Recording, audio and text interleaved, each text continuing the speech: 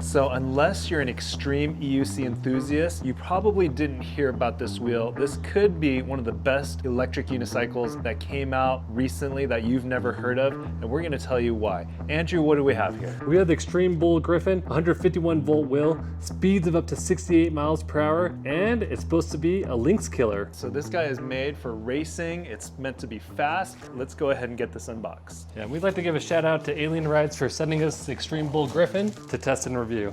Here we go. Nice. What are these? These are some big pads. These are the biggest stock pads that we've ever seen. Almost sounds like a jet engine's in here. It's a lot louder than any other EUC that we've tested recently. Let's try to free spin this thing. Goes up to 113. Don't see any Velcro. Do we have any Velcro that it came with?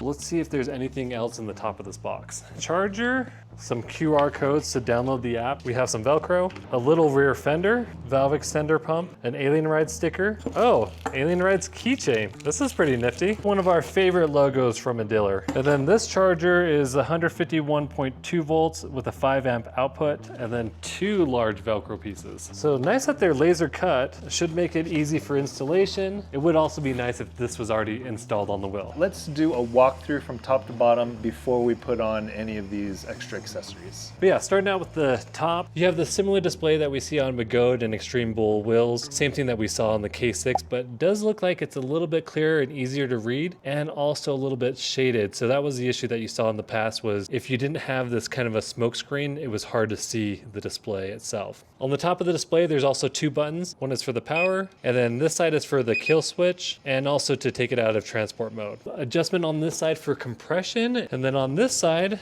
you have a little screw cap for you to add air for the suspension.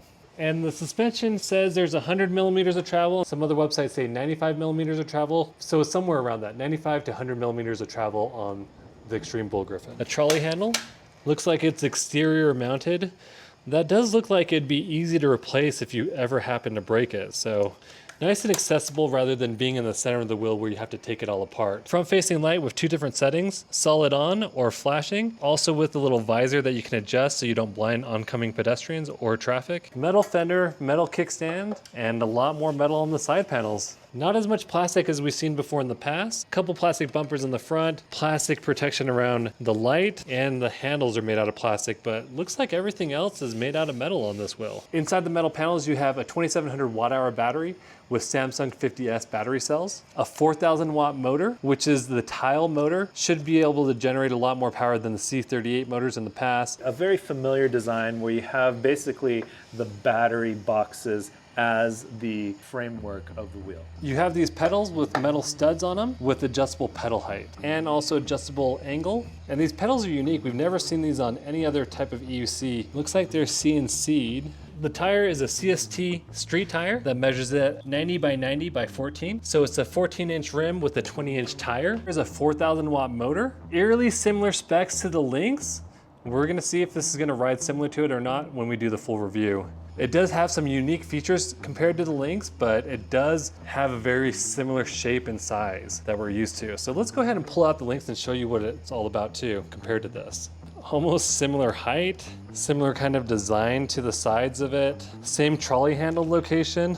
And really the Griffin seemed like the response to the Lynx, but the reason why we feel like it got overshadowed was they started releasing a lot of other higher powered wheels, stuff that was past 151 volts. They even have 200 volt wheels coming out now soon. So I really feel like that's why this wheel got overshadowed and didn't really get a fair chance in the community. But we're pretty excited to really test this out and see the capabilities of the Extreme Bull Griffin. Let's go ahead and throw on some pads, get some air in the tire, get it freshly charged, and then we're gonna go take it for a spin. Ever since my crash on the Master, I've been really standoffish to go fast. But this wheel just gives you the confidence to go fast. So yeah, we just hit 50 right there, cruising at 50 miles per hour, no beeping at all, no tilt back, very fast acceleration. A great cruising speed. If you're trying to go like 40, 50 miles per hour with having plenty of margin of error so that it doesn't cut out on you, I think this is a wheel you want to definitely check out.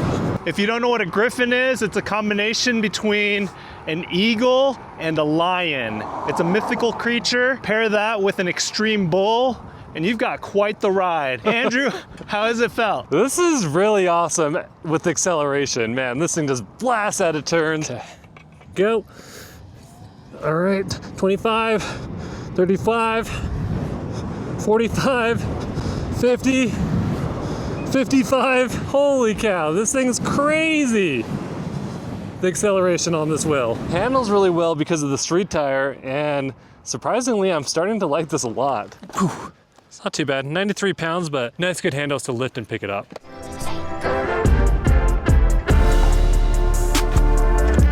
All right, this is a nice little shady spot to talk about what we love about this Griffin.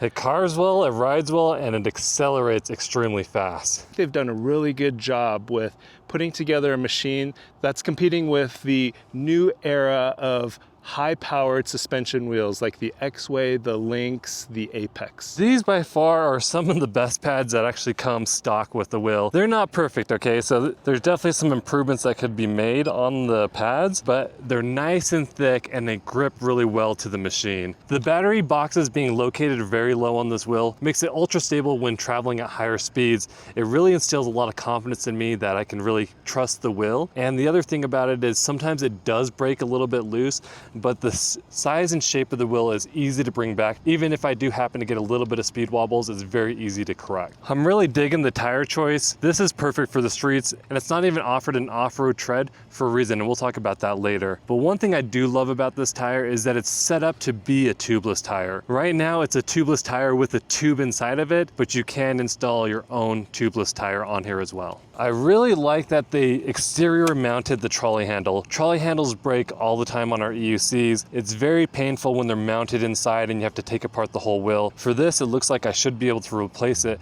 all from the exterior. I'm very happy that they provided pads for the upper pieces of plastic.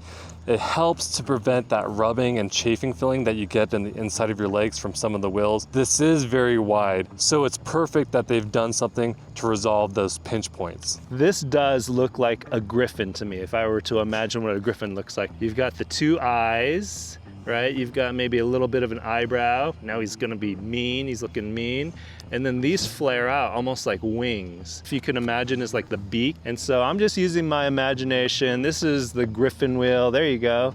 See, that's its wings. He thinks these are the wings, I think these are the wings. I like the thick pads, not only for more stability and confidence when you're riding, but also if you were to ever drop the wheel, the pads add cushion to help prevent the wheel from getting scratched. These pedals are nice. We've never seen these type of pedals, but you can adjust the angles and you can also adjust the height with them. The pedals also are very sleek. It's a very unique design that makes it look very thin. It's almost like a MacBook Air type look. Very futuristic, and I really enjoy looking at this. And then the light accents on the handles, we haven't seen that before. When I first saw it, I thought, well, that's obviously going to make it less sturdy. It's going to be more fragile because they have built-in lights. But upon closer inspection, it's a solid piece of some sort of plastic, and then you have the light running through, and it's very durable. It does not feel flimsy to me. They're nice and rigid, and you can see there's very thick bolts that go through it as well. So it's reinforced with 4 bolts that go in about 3/4 of an inch. It offers a nice accent to make your wheel stand out without having to look cheesy with too many LEDs that it looks like it's marketed towards middle school kids. The Griffin's installed with the tile magnet motor, which is the same one we see on the ET Max. It really helps for the acceleration. It feels awesome when riding. It's very strong and powerful, and the braking is excellent as well. I love this toolless adjustment for the compression. At first, this wheel felt kind of awkward, felt really tight, but with just some few adjustments of the compression, it feels great. You could see how easy it is to access and how easy it is to change without any tools. You do have to carry a suspension pump if you want to add and remove air from it. For me, I've just set it and forget it, but that does lead me to one thing that I do like about this wheel is that it comes with a fairly decent suspension pump. A lot of these EUCs come with a lackluster suspension pump that just ends up in the trash for us. To me, it's just really refined looking. As you can see, there's no exposed wires. The metal casing looks good. Recessed bolts. It just looks very clean and sleek. I do love that I can adjust the angles of the light. There's always a time where you don't want to blind pedestrians on the streets, but if you're off-roading, you want to shine it up higher. So I do love that you can adjust it. And it also has this really cool design where it's yellow and white to help see through like fog situations and low light conditions. And I wouldn't say that I'm in love with the display, but what I do love is that I can actually see it. A lot of Begode and Extreme Bull wheels have a display which is very hard to read. They really keep on improving on it, but I do think that they could make it look a little bit more futuristic. And I also love how these buttons push in. Some of these EUC buttons can feel kind of awkward, don't really give feedback, but this has a nice smooth movement. In our next stop, we're going to talk about where this wheel can improve. We're really enjoying the Griffin, but Andrew, tell me, why is this basically like the forgotten wheel? Why are we not hearing more about this wheel in the community? Begode, Extreme Bull, they almost do it to themselves sometimes. As soon as this was released, they released the X-Way, the Panther. They've even released a 200-volt wheel before the Panther could be received by the public who ordered it already. And so that's the problem with these wheels, is that they need to stop making them so fast. They almost have these knee-jerk reactions to when another manufacturer comes out with the wheel, they just have to release something else. It makes everybody forget about these wheels that are actually pretty nice. All right, big shout out to Alien Rides for supplying us this wheel so that we could test and make this review. Alien Rides offers great customer service, and if you want this wheel, you can get it right now. This is truly an underrated wheel that I didn't realize even existed. All right, let's talk about where this wheel can improve. Starting off at the very beginning, when we first were going through this wheel, we noticed that it seemed really loud. Has that been an issue since then? It's loud when the wheel is static, but once you're moving, it's not that loud at all. And in reality, when we started comparing this to other wheels, a lot of high-powered wheels have that whine when they're not moving. And it's basically that powerful motor just itching to go, and so you can hear that constant hum. It seemed like a big deal in a quiet garage, but when you're out and about, it's not that big of a deal. I really enjoy these lighted handles, but what I don't enjoy is that you can't change the colors. I feel like it should be standard that wheels should come with Velcro already attached. That's just kind of what we're seeing now with the newer aged EUCs, especially when it's such a flat surface. It's so easy to do. Why not just do it for the community? You're providing the Velcro anyway.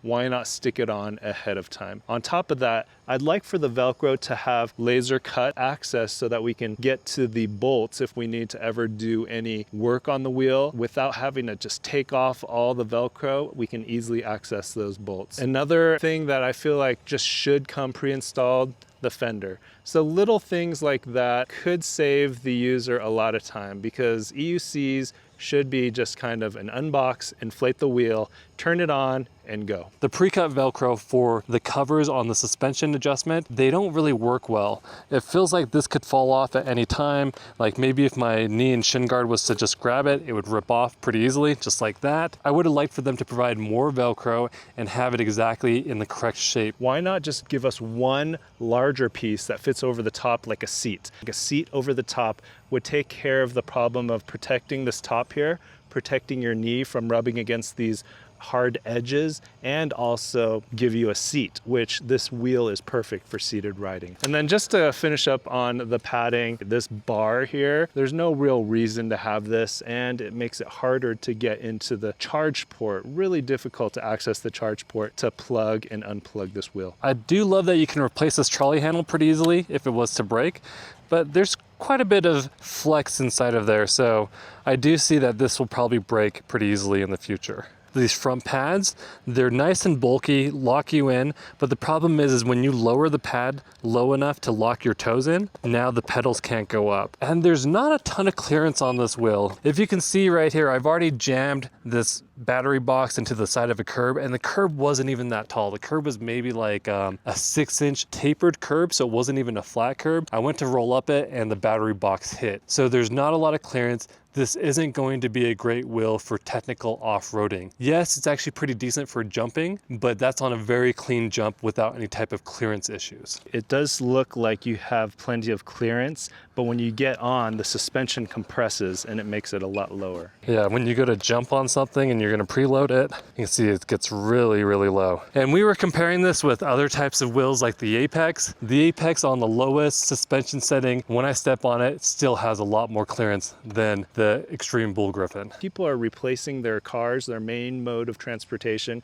for these electric unicycles. I would love to see more and more of these EUCs have water resistance ratings. So there is no UL rating or official water resistance rating on the Extreme Bull Griffin. The Griffin is an extremely powerful wheel, but it eats the battery like no other. This is just one of those wheels that you're not going to be able to ride for long ranges unless you're riding at a snail speed. I think the manufacturer says probably like above 80, but I think more realistically you're going to be about 50 miles of range or less on this wheel depending on how hard you ride it. Also, the front facing light, we do like that it has two colors, but it's not super bright. The display on the Griffin is a lot more readable than like the K6 that Extreme Bull makes. However, I feel like it's stuck in the 80s. This looks just like a Casio watch and should be replaced with like a TFT LCD display. We're gonna keep riding and we're gonna talk about who should buy this wheel. The seated riding it's nice. Paired with the flat top and the street tire, this makes seated riding on streets perfect. And in reality, you really don't want to ride seated on off-road trails unless it's a smooth off-road trail. Like bumps like this, that was a little sketch. Can be really scary when you hit a bump seated because it almost wants to just launch you off of the wheel. Nice and nimble and perfect handle placement. All right, Andrew, who should consider getting the Griffin? If you've been thinking about the Lynx and you don't ride a lot of technical off-road trails, the Griffin is perfect for all your needs. It's faster, it's cheaper, and it has a very similar form factor. The Griffin is a high-performance street wheel that you can get right now and is a lot cheaper than other wheels in its class. Check out our full written review at freshlycharged.com. Thanks for watching, and when you ride, wear your safety gear.